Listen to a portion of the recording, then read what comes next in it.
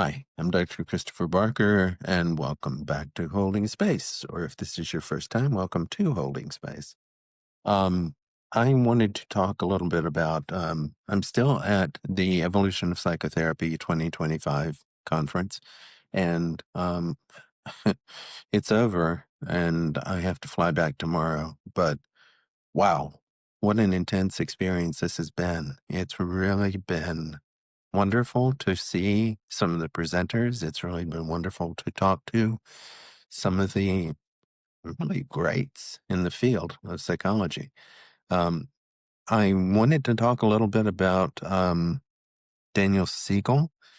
I got a chance to attend a couple of his talks and also got a chance to talk to him and ask him a couple of questions.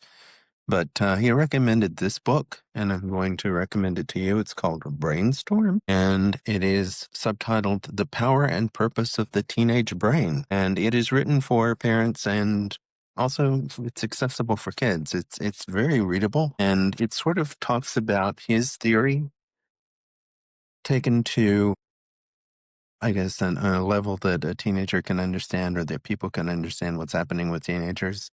People have been trying to figure that out for millennia. But his basic theory, and we're going to have to cover this in like 2 or 3 different podcasts because it's kind of complex. But he said that personality is something that is formed as a sort of a cooperative arrangement between your emotional centers and your cortex, the thinking part of your brain. So our temperament, our basic temperament, and I've talked to people about this before, you can be sort of hardwired to be a particular kind of way, and fussy babies turn out to be cranky adults, and quiet, easygoing babies turn out to be laid back adults. It's pretty much hardwired in. Things that can happen over the course of the lifespan can also change that to some extent. So the good news is you're not doomed to be whatever it is that you are. But for the most part, yeah, you kind of are. Um, what happens in the brainstem is the temperament, and what happens after that is things happening here. And he doesn't call it the reptilian hindbrain; he calls it the brainstem. And then it moves through the amygdala into the cortex.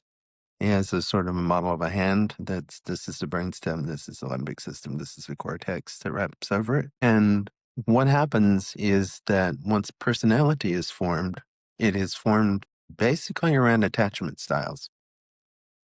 Now, of course, he took questions, and of course, I had to stand up and ask a question. I said I blamed the internet, which I do, for a lot of this. But we actually have people who come to us and they say, my attachment style is this, and I think my parents ruined me for life. I don't think anybody's ruined for life. I think there's ways of working with things, but he has a 9-grid model of how to conceptualize different types of personality. And there's some good parts and there's some bad parts. And as we engage in therapy, we can take the less good part of that piece of the grid of the personality and move it into a more productive piece. What starts out as being something that would be really annoying in a personality trait can be something that can be really valuable and useful. And again, I think I'm going to have to take quite a few podcasts to really delve into this in great detail. I'm going to try to make it to his next workshop in Washington sometime this year. We'll have to be on the lookout for that.